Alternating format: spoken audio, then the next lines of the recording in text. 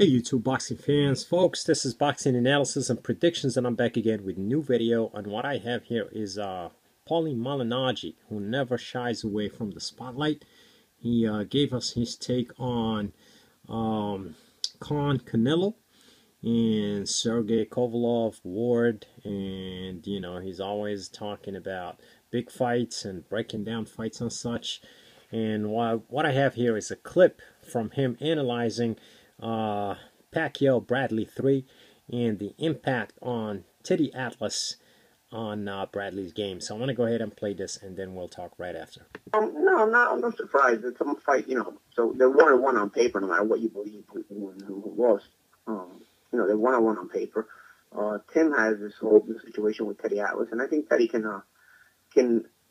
I'm not gonna say he can make Tim beat Pacquiao. I mean, I don't put it past him, but at the same time, I won't make that prediction. But I do think Teddy will enforce a very strict game plan. One thing about Tim Bradley, it's very weird. Always struck me is he's got to work very hard in the gym. He's disciplined as far as his work ethic is concerned. You know, he makes sure he's always in shape, make sure he's always on time at the gym, make sure, you know, gets the work done and whatnot. But then in fights, he fights in very, very undisciplined manners at times. Like, you know, the way he fought Ruslan Provodnikov, then you watch his ability in the way he fought Ramon Marquez, and you're like, okay, this is a Tim Bradley we know, and he can fight like this, you know. But then you watch Ruslan Provodnikov fight, and you're like, what the hell is this guy even doing? You watch the Manny Pacquaio rematch where he's loading up every single shot, and he's not even throwing in combination. He's just throwing one shot at a time, one big haymaker at a time. And you watch the fight, and you're like, what is this guy doing? What is he? What the fuck is wrong with this guy? What is he on drugs? You know, not like performance enhancing drugs. And you're like, what is he high? Like, what is he thinking with the fight this way? You know, like, yeah.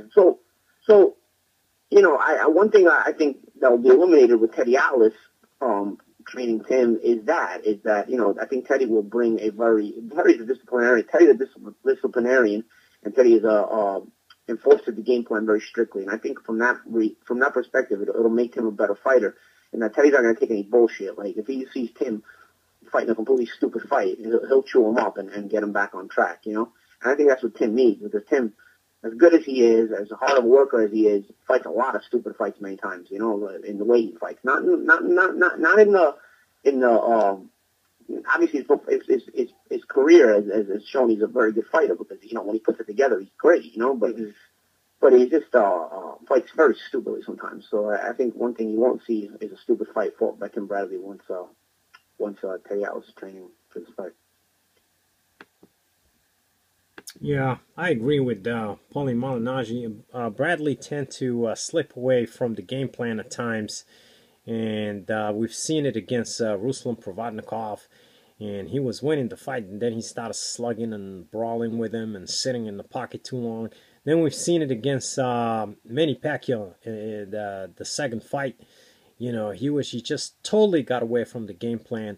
So I think Teddy Atlas brings a new element of discipline to Bradley's game, and you're not going to see him going wild, swinging for the fences like he did against Pacquiao in the second fight. And Bradley coming off 2 big wins here. The Brandon Rios was a big win. He stopped him with a body shot. And then you got the win against Jesse Vargas. I thought he won decisively. I mean, with the exception of that last round, he got caught in the last 10 seconds. But nothing major. I mean, he won almost every round.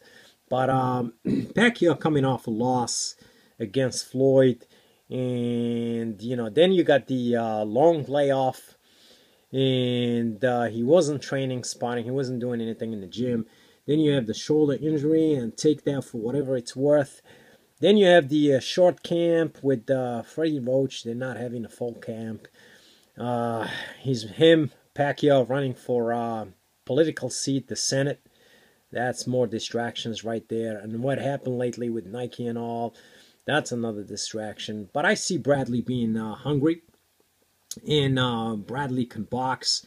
We've seen him boxing Manuel Marquez. He did excellent job sticking to the game plan there. And Pacquiao distracted, put all this stuff in a big giant equation, and you get Bradley being the winner. And that's about it, folks. Let me know your thoughts, and till then, good night.